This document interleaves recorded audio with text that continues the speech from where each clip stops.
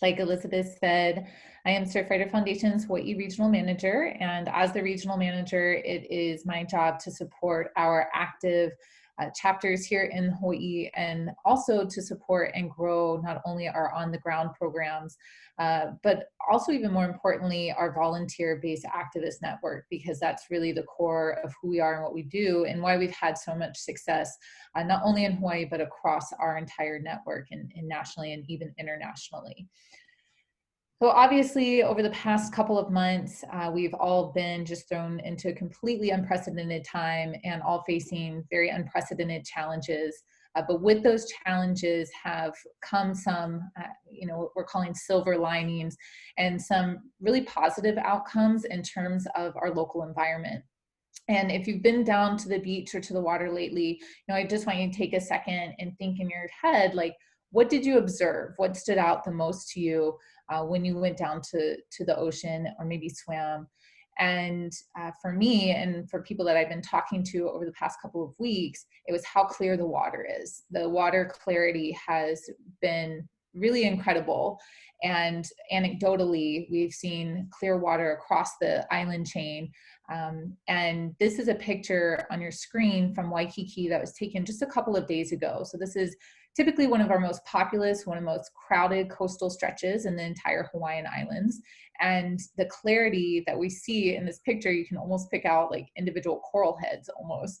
So we're seeing this really, really clear water. And at the same time, in the past 2 months, though we've been in this global pandemic, Surfrider Foundation has achieved some really major clean water victories, which has been, again, one of those silver linings. And this victories that we've had, that Angela is going to dive into and talk more about, combined with the clean water that we've been seeing around the islands, I think does a couple things. Number one, it shows how relevant and important our work continues to be as Surfrider Foundation, that it doesn't stop, it doesn't halt. And then also, as we're seeing this really incredible water, and not only the clean water, but I was standing in the shallows the other day and, had bait fish swimming around my feet. And it's like, oh my goodness, we're just seeing a different level of what we've seen from our water, and being able to recognize that and set a precedent and how we want to move forward and maintain the water quality and clarity and cleanliness that we're seeing as we move forward throughout our COVID time. Before we jump in specifically to all of the campaigns and programs, I do just want to provide a quick overview of Surfrider Foundation. And even for those of you who are tuning in, who are long-term volunteers or supporters, it's always just good to go back to our roots a little bit. And so I always have to start off with our mission statement. And I apologize if this is a very busy looking slide, but I think this just gets to the core of who we are and what we do. As a nonprofit organization, we are dedicated to not only protecting, but also enjoying the world's ocean waves and beaches. And we do that through a very powerful grassroots activist network, which is exemplified in this photo on the screen. And it is the activist network that is, again, just core to who we are, what we do, and core to the successes that we've been able to achieve and recognize, especially as it relates to clean water. Now, what's kind of unique is though we're isolated and we're this small island chain in the middle of the Pacific, we're actually a part of a much larger Surfrider Foundation network that extends regionally to North America as well as internationally. But Surfrider Foundation was started in 1984 by a handful of surfers in Southern California, and it has since then expanded to over 80 chapters that span 10 different regions. And if you zoom in, and like Mara was actually just saying, Mara's in New York right now, Angela's in San Clemente, and we're all in Hawaii. So it's showing that connectivity across our network. And then if you zoom in specifically to the Hawaiian Islands, here we have 5 active chapters. We have a chapter on Kauai, Oahu, Maui, where I'm based, and we also have 2 island chapters on Hawai'i Island. We have a Kona chapter as well as a Hilo chapter. And just a fun little fact, one of the founding members of Surfrider Foundation is named Gordon Lebeds, and Gordon is lives on Kauai now and is one of the EC members of the Kauai chapter. And he was actually the one who suggested and pushed this idea of chapters, of Surfrider Foundation having these individual chapters. And again, that model is crucial to the success that we've had as an organization. So when I tell people, you know, go out, join your local chapter, get involved with Surfrider Foundation, you know, the number one thing that I hear back from them is, you know, but Lauren, I don't surf. We absolutely do not have surf offs. You don't have to, you know, we don't not gauging your barrel riding skills to have you on the EC board or join a chapter. But what's important is that if you enjoy the water, if you're a body surfer, if you're a swimmer, if you're a snorkeler, if you love just being able to sit on the beach and read a book or relax, you are a Surfrider because we represent ocean users and coastal users. And it is through this very diverse background and network that we have that we're able to be on the front lines and fighting the campaigns that we continue to support and promote and fight. And Surfrider Foundation is what we call a direct action organization. So what that essentially means is that we aren't paying people to go out and lobby for us or go out and, you know, sort of quote unquote fight our battles.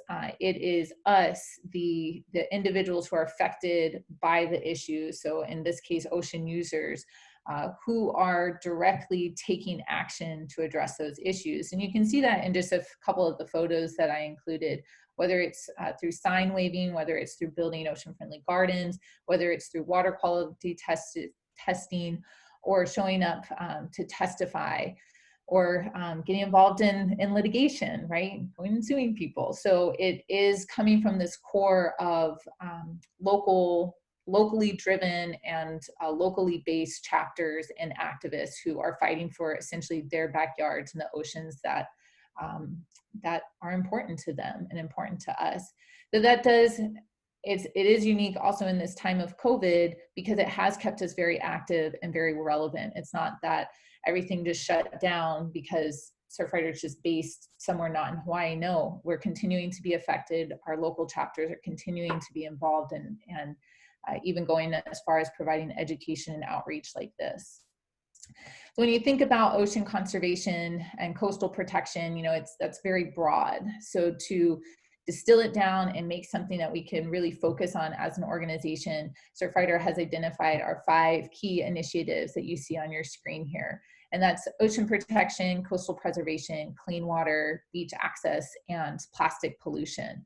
And of course, today we're focused specifically on our clean water initiative. And Mara, who I see running away on her screen, is actually our clean water manager and overseeing this program, which is why she is instrumental to being here today. And on the screen, you see that our mission with our Clean Water Initiative is to protect water quality in our local waterways and try to focus on reducing ocean pollution so it's safe for us as ocean users to be in the water and that we have a safe place to surf, swim, and play. And you'll even see that with a big part of the LAHAINA injection well suit that Angela's going to talk about. And that brings this slide, you know, we have a number of sources of ocean pollution, and though we have brown water events and things like that in Hawaii, pollution doesn't necessarily have to be water that's dirty that you can visually see. So there's a lot of things that go into play in terms of protecting our beaches and protecting our oceans that our Clean Water Initiative focuses on. So specifically with the programs, and this is what Marvin's going to dive into a little more as well, within this initiative, we have 2 primary programs to achieve clean water, and that's our Blue Water Task Force to start off with, which is our citizen science water quality monitoring program. And this is active across our network, both here in Hawaii as well as nationally. And we utilize citizen science to collect water quality data. We want to utilize this data to protect public health, fill in data gaps that may be existing, maybe testing surf breaks or important spots that maybe the local state agencies aren't necessarily testing. So filling in data gaps and raising awareness about the problems. And then this is a picture, I know you can't see it really well, but essentially red means bad. And this was the latest where we've suspended Blue Water Task Force monitoring during COVID, but this was Hawaii's actual data results from their March. It was the last, early March was the last time that they had done their Blue Water Task Force monitoring. So you can see, like I said, red means bad, and this just highlights these areas where we can further focus on campaigns or addressing pollution issues. And then the other program that we have to address clean water initiative is our ocean friendly gardens. And this is the Kaka'ako Garden on Oahu. And the goal behind our ocean friendly gardens is to, decrease hardscapes, increase landscapes such as this that can capture and filter stormwater runoff. And in addition to these programs, we also have a number of active campaigns at any one time, and that varies depending on a lot of different factors, and they're not necessarily done in a calendar year. So as Angela's going to talk, our most recently, I guess one of our biggest wins probably recently was our LAHAINA injection wells win at the Supreme Court, and this has been a fight that's been going on for over a decade. So it just shows the dedication that we have from our chapters. And then these are just an example of some of the victories that we've had and some of the campaigns that we focus on and promote. So on that note,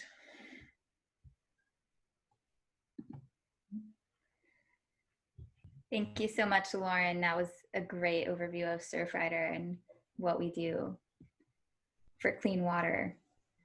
So next up, Angela, are you ready? Sure, I'll share my screen. Great. Here we go, share. Let me go to, oops. Cool. So yeah, hi, I'm Angela Howe, Legal Director with Surfrider Foundation.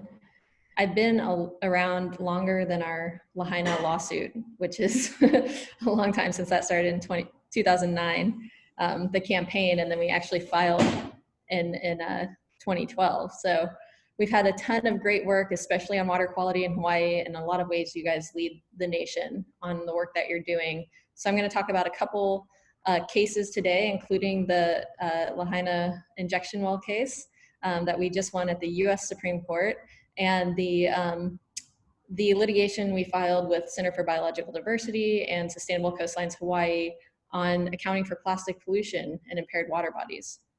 So just a few slides. First, I just wanted to explain the LAHAINA MAUI injection well water quality lawsuit. So this was a Clean Water Act lawsuit. It was billed as the Clean Water Act case of the century when it went to the Supreme Court in November. And then we had a historic win a couple weeks ago on April 23rd. Yeah, amazing work to everyone involved, including Lauren, who was involved when she was a chapter volunteer and had to put together discovery documentation and give it to the lawyers, because we went through the full trial on this one. We did the trial at the Hawaii District Court. We did Ninth Circuit Court, and we won at both levels. And we kind of wanted it to stop there because we got a good ruling from the Ninth Circuit, and we didn't necessarily want to face a conservative U.S. Supreme Court. But we went there, Earth Justice represented us. We were alongside Hawaii Wildlife Fund, Sierra Club Maui Group, and West Maui Preservation Association, and a great, wonderful coalition that's worked well together for a decade. And we prevailed with a strong ruling at the Supreme Court. So, this was a citizen suit filed under the Clean Water Act in April 2012.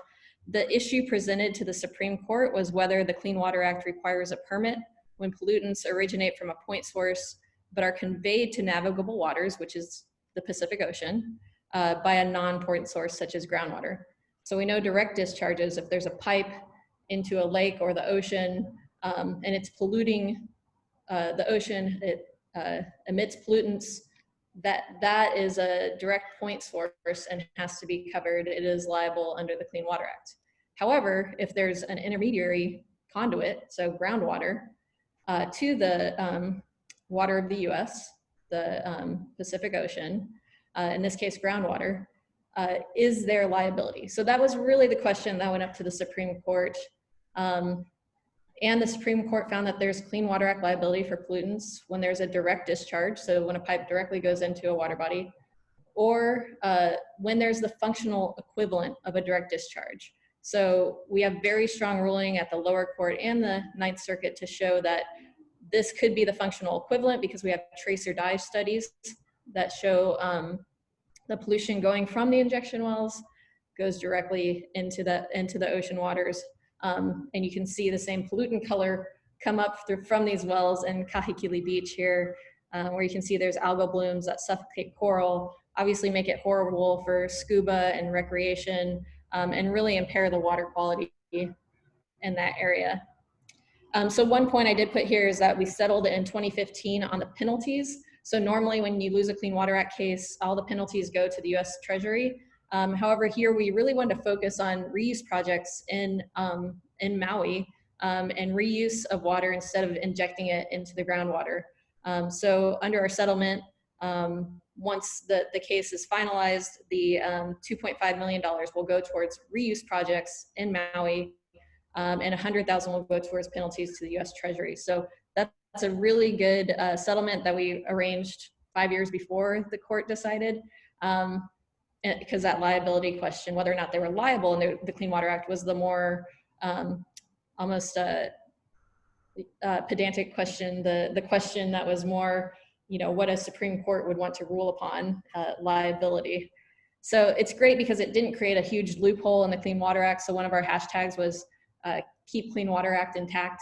And we did with this functional equivalent test that makes sure that big polluters can't escape the Clean Water Act. And also I think a lot of what was going on in Maui was, hey, well, what about our septic tanks on individual lands? What about even cesspools? Like, is every little individual going to need a permit? And that was a real question. But the Clean Water Act has never been applied to that. But it is one reason that the plaintiffs brought it up to the Supreme Court. Well, the County of Maui, who owns the LAHAINA wastewater reclamation facility, brought it up to the Supreme Court, and there is more clarity there.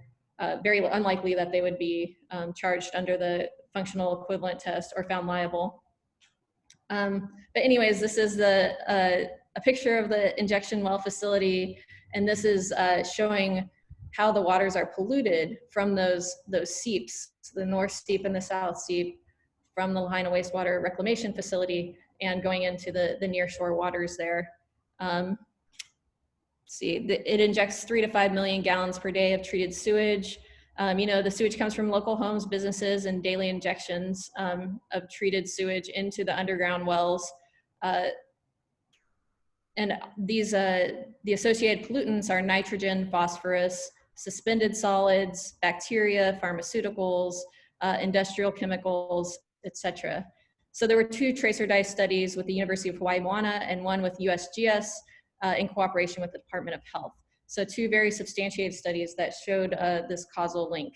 Let's keep going here. Am I doing it on time? I can't see the time, but maybe Lauren, you can give me some 2-minute warning or something.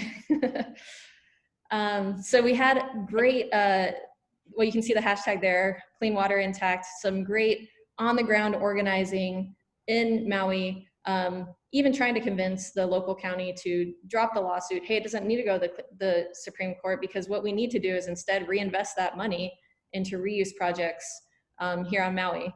But lo and behold, the mayor was a bit of a holdout, and we ended up in court on November 6th. We had a very good showing, but the justices were a little bit displeased with either side of the test. We were defending the Ninth Circuit, saying that anything fairly traceable should be held liable under the Clean Water Act, any injection that's fairly traceable to the source. The Supreme Court came out a little bit more stern and said anything that's the functional equivalent of a direct injection. So they wanted to really not be all the way for the defendants or the plaintiffs, but in our case, it does show that there would be found liability, because the Ninth Circuit said as much in their ruling, basically that it's fairly traceable here, which is tantamount to the functional equivalent. So those weren't the exact words, but we can tell with the way they found our evidence and the ruling itself, that the way the US Supreme Court set up the functional equivalency test, this injection would almost very likely to qualify. So the ruling was expected in the April to June timeframe. It was a little bit of a surprise, especially with everything being delayed for COVID, that it came out April 23rd.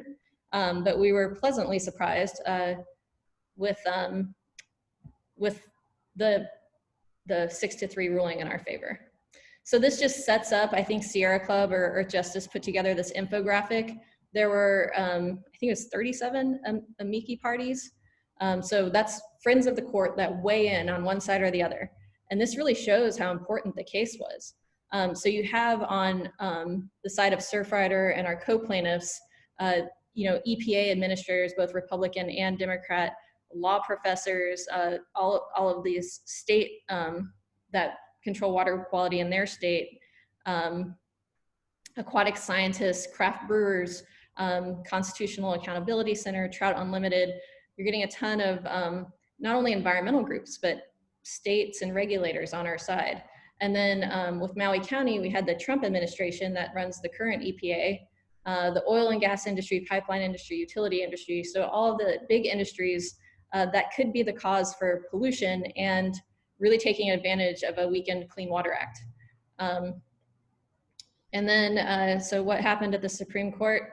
The good guys won. So not only did we get RBG on our side, we also got Breyer, who wrote the opinion, Justice Kagan, Sotomayor in our corner. And then we were surprised by two more conservative justices, Kavanaugh and Chief Justice Roberts were also within that majority opinion, 6-3 in favor of the functional equivalent test. So now what happens? So even though we got this great test and this great ruling for the Supreme Court, it actually doesn't find liability in our case. So we have to apply the facts to our case. And that goes back down to the Ninth Circuit. The Supreme Court has 25 days to wait to see if there's going to be a rehearing. There likely will not be. So on, I believe it's May 18th, it goes back down to the Ninth Circuit, and they can say, yes, it's clear that this is the functional equivalent, and we deem the Hawaii Wildlife Fund, Surfrider, and co-plaintiffs prevail in this case, and there is liability under the Clean Water Act for this pollution. Or this Ninth Circuit could say, well, we need this to be applied more directly to the facts, and the district court might want to go into that a little bit more. So we're not exactly sure how far it's going to go and how much more application of the facts they need. It could go down to the district court. But there's, I mean, this could be wrapped up within 4 to 6 months, or it could take a couple of years, unfortunately. And that's when that trigger for the $2.5 million to be spent will take place.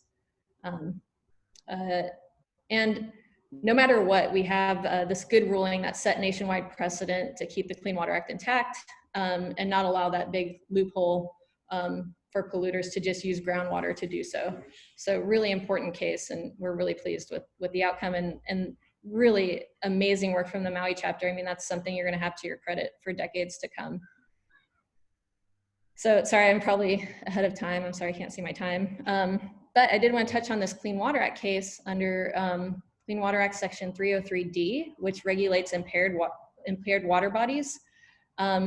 Basically requires that impaired water bodies have a plan for getting them repaired and back in good standing and addressing the pollution that's going into the impaired water bodies. So we know all those list of chemicals I listed before as what's polluting Kahekili Reef, our water quality impairments, but also plastics. So that's something we're seeing at the macro level, definitely on beaches. We've done our beach cleanup. So we have a great beach cleanup database now. I do a plug for everyone to use. And we also know that microplastics are something that's infiltrating our water and definitely impairing water quality. So that's something that we want the EPA to pay attention to. We want the State Department of Health to pay attention to, and something I talked about with Carl Berg when I was back in Hawaii in November.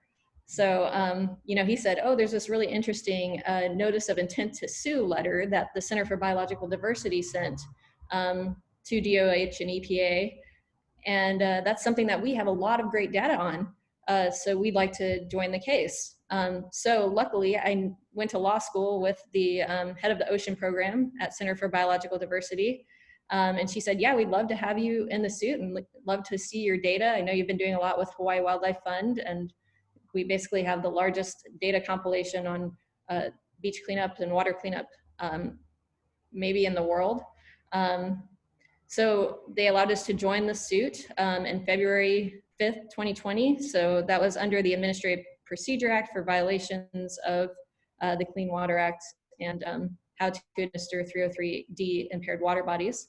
And essentially the EPA said, okay, we think you're right. We should have to account for plastic pollution in water bodies. So instead of going through the entire lawsuit, and this is great to me, so instead of doing the 10 or 12-year litigation, they had to go back until the EPA directed the Department of Health to raise the water list with the plastic pollution data. So this is potentially precedent setting throughout the US too, because each state is creating these impaired water body lists. And each state may be able to include that plastic pollution data. I think Hawaii is at the forefront of this because you have the most data, and it's very obvious you're at the cutting edge of plastic pollution and plastic pollution reform. But a great case, and really speaks to the model of having these water quality activists on the ground highlight what's important, and then using litigation as a tool in those campaigns. So sorry, I think I went a few minutes over, but I'll stop sharing my screen and happy to take any questions. No worries, your timing was perfect, Angela. Oh, great. Anyone have any questions? Why were you not wanting to take it to the Supreme Court in the beginning of your? Oh, the LAHAINA case. We really thought that the conservative Supreme Court would go the way of big polluters and the Trump administration, who has just appointed 2 justices to the Supreme Court. So as I say, it's hard to read the tea leaves of what's going to happen when cases hit the Supreme Court, because they should be looking at the Clean Water Act and what the Clean Water Act says and applying that to the situation at hand. But you never know. You never know when these things get political. So for me, it put some faith back in our justice system that it came out the right way, that they did look at the Clean Water Act and the words that it said. But I think most people were not putting the odds in our favor, including a lot of really smart attorneys. But why were you timid? Like, why were you scared? Did you think that they wouldn't believe what you were saying? Yeah, I mean, I thought they wouldn't heed our arguments. Exactly. I thought we would lose. And when you think you're going to lose, settlement is always a good option. Yeah, but there's a way to frame your argument that they can't say no. I think you did that. You made it so that it would look bad for them to say no. Yeah, and to be fair, it was definitely David Hinken from Earth Justice who made the arguments, and he did an excellent job. And I think we were on the right side of the law and the facts. I mean, we had, not only the moral high ground, but we had the law in our favor. So we did a great job making that argument. And I think, at the end of the day, that's why we won. Well, I think we all know that the moral high ground doesn't matter to them, but they do understand, when you make it look bad for them, the publicity and whatnot. I think you guys did a really good job in making it impossible for them to say no. Yeah, and that was not only from Maui, just the on the ground action, but we had allies all throughout the US. We had a team of attorneys in DC working on our side, and when 37 law professors, some of which may have taught the people on the Supreme Court, or supplied them with their law clerks that often write the opinions. We did make it hard for them. Yeah, good point. I'm scared. Okay, so we got another question in the chat, but I'm going to save it for the end, a couple questions, and then we'll go ahead and start with Marvin now. Or Mara, whichever one you guys want. I'll get started. Yeah, so my name's Marvin Heskett. I've been around even longer than Angela. I actually joined Surfrider, I think it was 1991, but I can't remember quite that far back. So I appreciate the opportunity to share with you guys. I've been a water quality practitioner through most of my adult life, working in both an environmental laboratory and then working as an environmental consultant, advising and collecting samples, and doing work on improving water quality and or investigating water quality issues. So, the first thing I want to say is that I think it's really, obviously everyone's been saying this, but it is so important, this victory. These bold actions of the Surfrider Foundation and friends have opened the door for water quality improvements across our country. It's a big deal. And I want to discuss in some detail important work we're doing here on Oahu, bringing it down to a simple case, a smaller case, in particular with regard to a very special area of our renowned North Shore at Pupukea. And as we talk about water quality issues here in Hawaii, I thought it would be a good idea to share the larger picture of how our concerns fit into national law and efforts made by water quality activists across the country. On several occasions, I've sat in a conference room at the state legislature or county council chambers, preparing to submit testimony, and I would get really intimidated by the entire process, the overwhelming nature of being there in front of government, being in front of possibly, cronies and nepotism, and seeing how the good old boys club ready to mow you down and try to stop your cause. I've been in these situations several times, and I was able to allay my fears by stopping, taking a deep breath, and just imagining the tens of thousands of Surfrider volunteers and activists standing behind me, knowing that all that we are standing for these kind of righteous and moral ideas, and there are a whole lot of us. And it's really helped me to be able to deliver a more impactful message with certitude.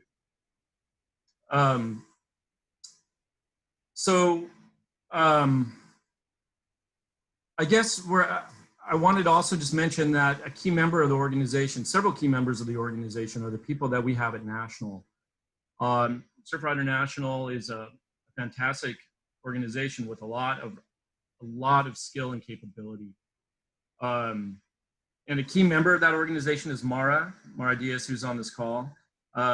She defends water quality protection at our highest levels of government in Washington, D.C., and has the time to work with us right here in Hawaii on our campaigns. So we're all really fortunate to have a bit of her time today. And I'll let her kind of talk a little bit more about what our Blue Water Task Force programs and the rules around them in the Clean Water Act are all about. And then I'll come back a little bit later to talk about trips.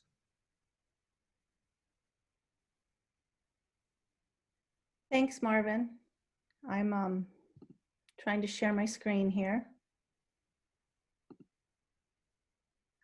I think I'm sharing. Give me a nod if you see what I'm doing. Okay. Good. It's funny to see my background get darker and darker while you all are, and your midday sun there. As I said, I am over here in New York. We have a frost warning tonight, so I had to grab my sweater as it got darker too.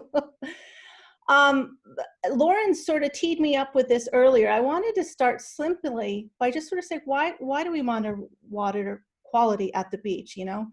We do the testing, and health agencies post advisories when bacteria levels and pollution levels are high, because primarily we want to protect safe recreation. We want people to have the information they need to know where they should get into the water and what areas they should stay away from.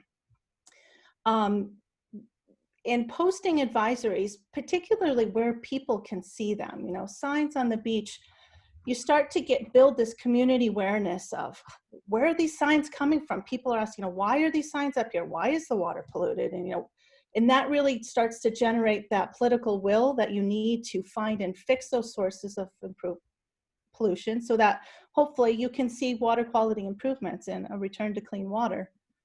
Sort of like, again, Lauren was saying, look out the window right now, look at the beach. It's so much cleaner than it might be usually. And it's because of the importance of water quality monitoring that Surfrider was a big advocate for the Beach Act when it first passed. This is a federal bill that provides grants to states for them to run their beach water testing and public notification programs. And through this legislation, EPA also provides guidance to states on how they should be running their beach monitoring programs, how they decide which beaches to monitor and when, and how they should best notify the public so that public health can be protected. EPA directs states to give notice when coastal recreational waters are not meeting or not expected to meet applicable water quality standards, but there's a lot of variability state by state in how management decisions are made and how the public is notified of water quality exceedances. In Hawaii, it is the Hawaii Department of Health that since 2005 has run a EPA Beach Act funded beach monitoring program. And they monitor a prioritized list of ocean beaches for fecal indicator bacteria. Now, this is because, like every other coastal state, Hawaii doesn't have enough resources to cover. I don't know how that happened. So you're just gonna have to deal with the arrows. I don't know what I did. No coastal state has enough money to monitor all their beaches all the time. So they try to prioritize, you know, which beaches they can monitor most frequently and which do they get to at a less amount. And then what Department of Health does really well, they post all their data and their advisories that they issue online. This is their website there. You can Google Hawaii Department of Health Clean Water Branch and you should be able to navigate to their data pretty easily. They do post signs at the beach when their test results exceed the health standards or when they know their sewage spills. But some of the gaps left by the Department of Health's program, again, every single coastal state has gaps in their program, has really been the motivation for our Blue Water Task Force programs to set up monitoring programs as well. Sorry, the arrows, the aerials carry over. I'm not in the tech IT department, clearly, but this is a shot of all 4 islands where we have Blue Water Task Force water sampling test sites. This is from the new website that we just launched. It's sort of sad for me to show you these now because we don't have current results. So all of our map indicators are gray and boring, whereas if we were actively currently testing, they would be beautiful green and yellow, and you would have some red for sure as well. And it's, you know, basically based off of stoplights. You know, when it's green, the bacterial levels are low, pretty safe to get in the water. And where they show up red, that means they're exceeding the health standards. Our Blue Water Task Force programs have largely set up their sampling programs to cover beaches that the Department of Health isn't covering or to test during off times from when the Department of Health is testing. For instance, on Kauai in particular, the Department of Health is testing lifeguarded beaches, whereas the chapter's testing surf breaks and they're testing some of the creeks and streams and freshwater outflows that go along the beach where bacteria levels often are high, but families, kids, kiki like to play around in there. So extra protection is needed there. So through our Blue Water Task Force program, we've seen lots of trends in water quality around the islands. And there's certain things we've been working with the Department of Health to try to see their program improve to be more protective. For instance, right now they're focusing on what they consider tier 1 beaches, which tend to be those highly tourist visited beaches. And most states do prioritize those beaches. But now that we have citizen science data to show that there could be some real public health concerns at other beaches, we'd love to see those start to be tested more by the Department of Health too. We think it's great that the agency is issuing the brown water advisories to protect health when a lot of rain happens and brown water ends up down at the beach. But we think that if we had signs on the beach, especially at those tourist visited beaches, then more people would be aware of them and take precautions accordingly. One thing that the Department of Health does that no other coastal state beach program that I'm aware of does is when they issue those advisories, they stop testing. Sometimes the advisories are up for a couple of days, but sometimes, especially when you guys get really heavy rain, those advisories can stay up for weeks at a time. In the meantime, there's no active water quality data being generated. So it doesn't give a full picture of what coastal water quality really is at the beaches and in coastal waters surrounding the Hawaii Islands. And there's a lot of places through our Blue Water Task Force where we've seen bacteria levels are elevated a lot, like at this creek. I believe this one is Na Wili Wili Beach or Na Wili Wili Creek over on Kauai. Often bacteria levels are high, very high, but you know, it's families like to bring their kids to splash around in the calm water. So we think sites like this, there should be some sort of warning for people, especially tourists who are not familiar with the area. So those are some of the things we'd like to see them do a bit better. They recently just proposed some changes to the way they issue their beach decisions and post signage. So currently, if they get one bacteria result that exceeds the health standard, they'll put a sign at the beach warning people, high bacteria levels, be advised, and then they resample and either leave the sign up or they take it down according to the second result. Now they're going to collect 2 samples before that first sign comes up. We sort of consider this a bit of backsliding and think that it's more important that people know sooner than later if there's a concern at this beach.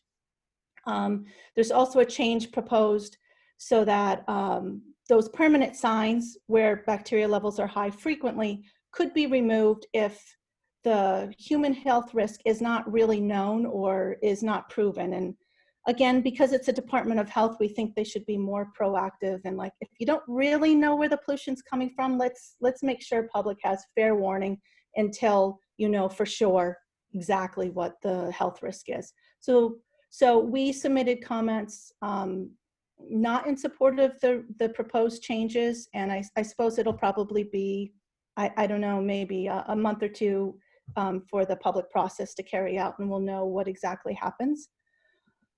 Meanwhile, there was some legislative fixes for this. There was a bill when the state legislature was in session, Senate Bill 2776, which proposed some fixes that groundwater advisory signs be posted at the beach, and also that Department of Health continues to test so long as there isn't physical hazards from flooding, and then you can get down to the beach. So we have a better indication of what the coastal water quality is in Hawaii, both during dry weather and also during those rainy events when a lot of pollution ends up down at the beach. That bill as well established a new oversight board for some of the clean water programs that the Department of Health runs. So when the state legislature's back in session, this is something many of you might be hearing from, you know, me or Lauren or your executive committees on this bill's being up there, and we might ask for your support in helping to support that. Yep, that's it from me. I'm going to stop share. Yes. Thanks, Mara. That was great. Marvin, did you have a couple of slides that you wanted to share as well? You're on mute, by the way. Thank you. So share this.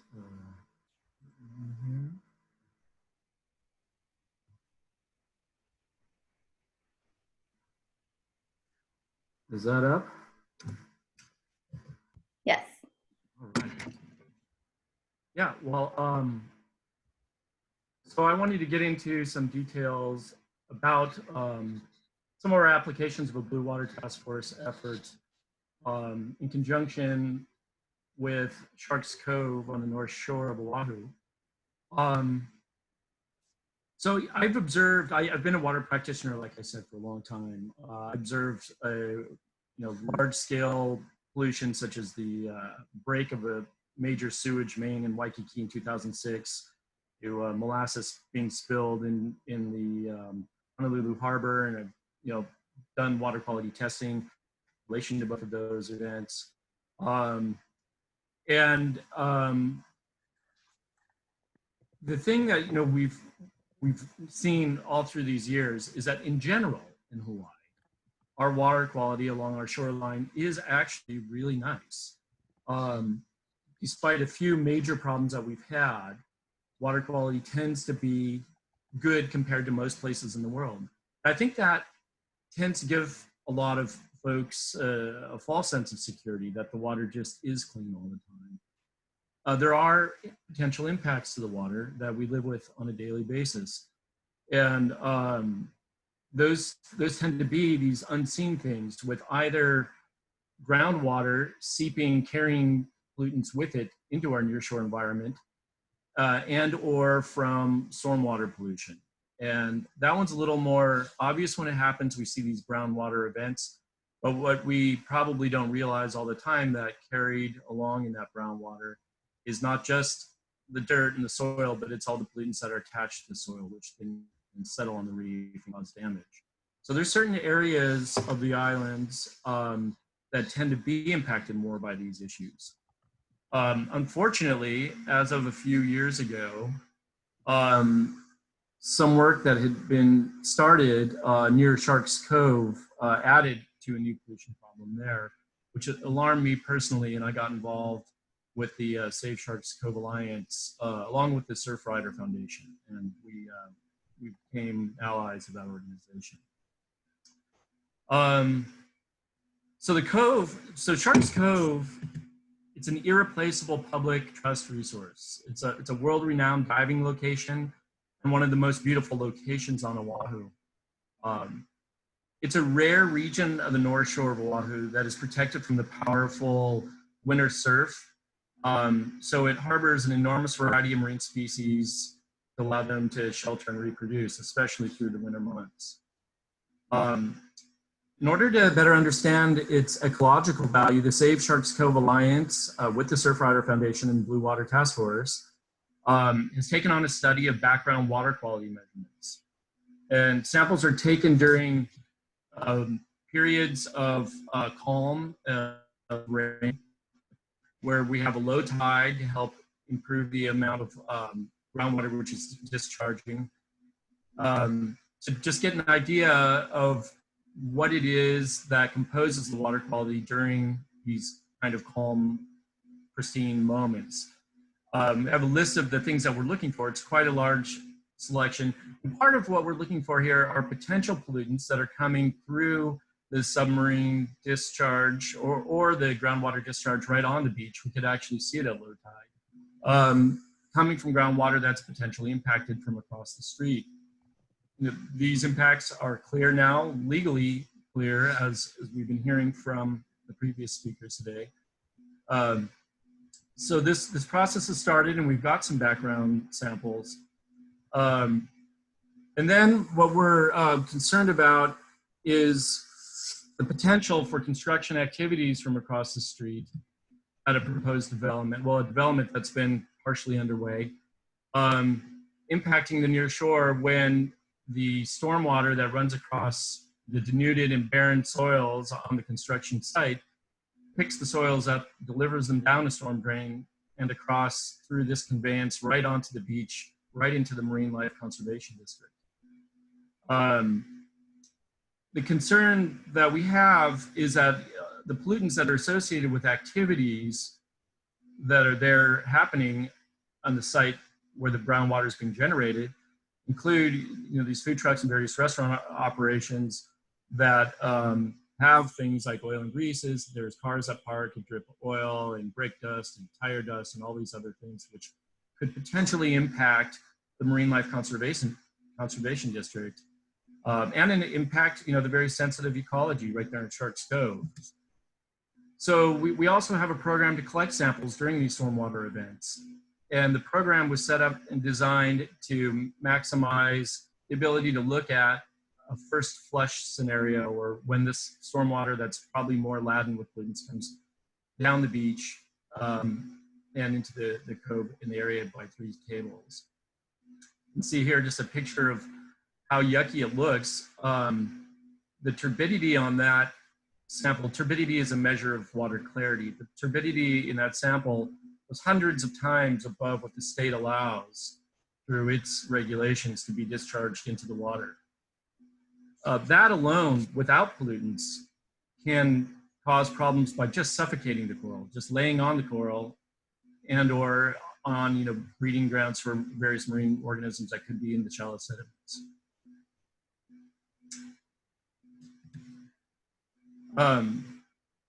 So our goal at Surfrider with the Save Sharks Cove Alliance is to understand the potential threats to the cove and to alleviate them to ensure the cove is kept pristine for the foreseeable future.